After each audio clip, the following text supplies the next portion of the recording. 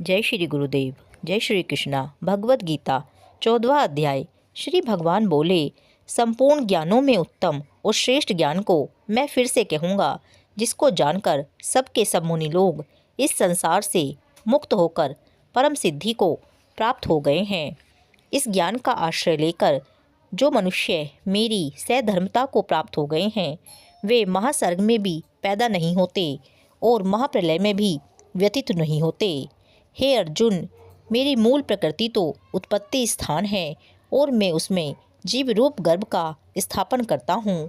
उससे संपूर्ण प्राणियों की उत्पत्ति होती है, अर्थात जीव जब तक मुक्त नहीं होता तब तक प्रकृति के अंश कारण शरीर से उसका संबंध बना रहता है और वह महाप्रलय में कारण शरीर सहित ही प्रकृति में लीन होता है।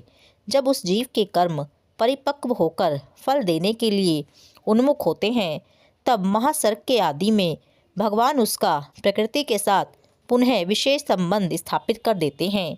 हे कुंती नंदन, संपूर्ण योनियों में प्राणियों के जितने शरीर पैदा होते हैं, मूल प्रकृति तो उन सबकी माता है और मैं बीज स्थापन करने वाला पिता हूँ।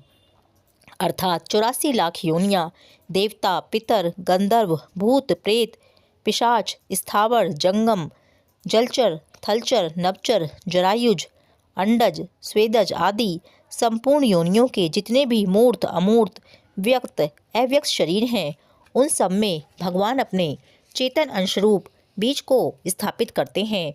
इससे सिद्ध होता है कि प्रत्येक प्राणी में स्थित परमात्मा का अंश शरीरों की भिन्नता से ही भिन्न भिन्न प्रतीत होता है। वास्तव में संपूर्ण प्राणियों में एक ही परमात्म तत्व विद्यमान है। भगवान कहते हैं, हे अर्जुन, प्रकृति से उत्पन्न होने वाले सत्व, रज और तम, ये तीनों गुण अविनाशी देही अर्थात जीवात्मा को देह में बांध देते हैं।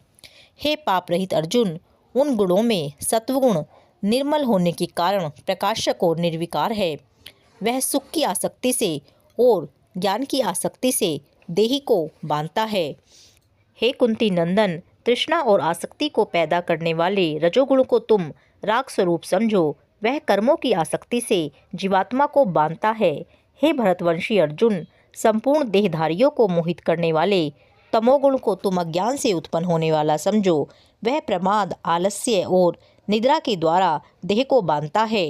हे अर्जुन, सत्वगुण सुख में और रजोगुण कर्म में लगाकर मनुष्य पर विजय प्राप्त करता है, परंतु तमोगुण ज्ञान को ढककर एवं प्रमाद में लगाकर मनुष्य पर विजय प्राप्त करता है। हे अर्जुन, रजोगुण और तमोगुण को दबाकर सत्वगुण बढ़ता है, सत्वगुण और तमोगुण को दबाकर रजोगुण बढ़ता है, वैसे ही सत्वगुण और रजोगुण को दबाकर तमोगुण बढ़ता है। जब इस मनुष्य शरीर में सब द्वारों में प्रकाश और विवेक प्रकट हो जाता है, तब यह जानना चाहिए कि सत्वगुण बढ़ा हुआ है। हे भरतवंश में श्रेष्ठ अर्जुन, रजोगुण के बढ़ने पर लोभ, प्रवृत्ति, कर्मों का आरंभ, अशांति और स्पृहा ये वृत्तियाँ पैदा हो जाती हैं। हे कुरुनंदन, तमोगुण के बढ़ने पर अप्रकाश, अप्रवृत्ति तथा प्रमाद और मोह ये वृत्तियाँ भी पैदा हो जाती हैं। जिस समय सत्वगुण बढ़ा हो, उस समय यदि देहधारी मनुष्य मर जाता है तो वह उत्तम वेत्ताओं के निर्मल लोकों में जाता है। रजोगुण के बढ़ने पर मरने वाला प्राणी कर्म संगी मनुष्य योनि में जन्म लेता है तथा तमोगुण के बढ़ने पर मरने वाला मूढ़ योनियों में जन्म लेता है। कहने का तात्पर्य है कि जिसने जीवन भर अच्छे कर्म किए हैं, जिसके अच्छे भाव रहे हैं, वह यदि अंतकाल में रजोगुण के बढ़ने पर मर जाता है तो मनुष्य योनि में जन्म लेने पर भी उसके आचरण भाव अच्छे रहेंगे।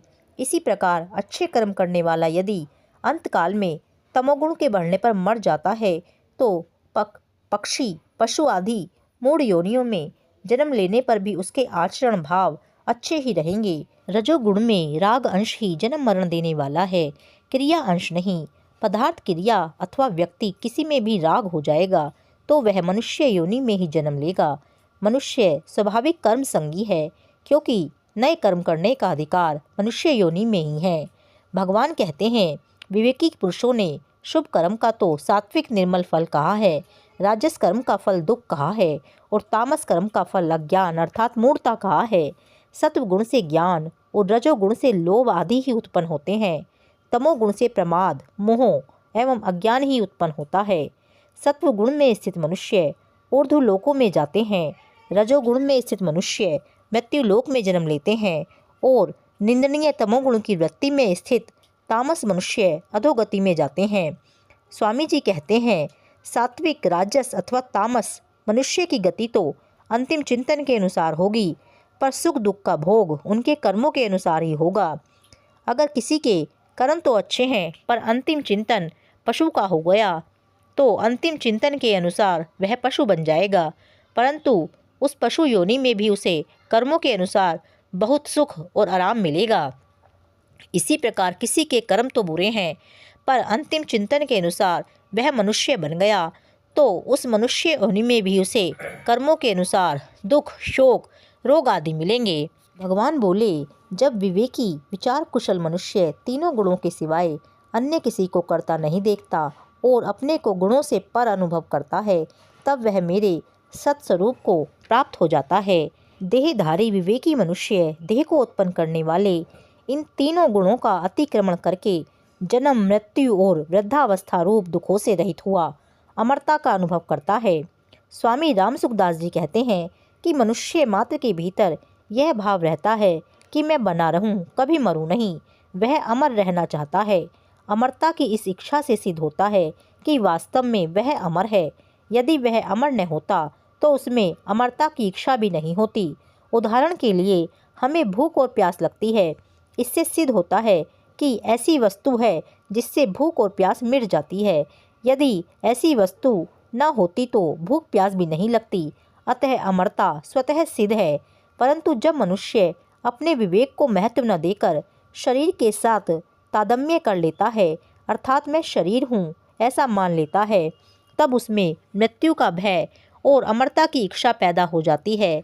जब वह अपने विवेक को महत्व देता है कि मैं शरीर नहीं हूँ, शरीर तो निरंतर मृत्यु में रहता है और मैं स्वयं निरंतर अमरता में रहता हूँ, तब उसे अपनी स्वतः सिद्ध अमरता का अनुभव हो जाता है।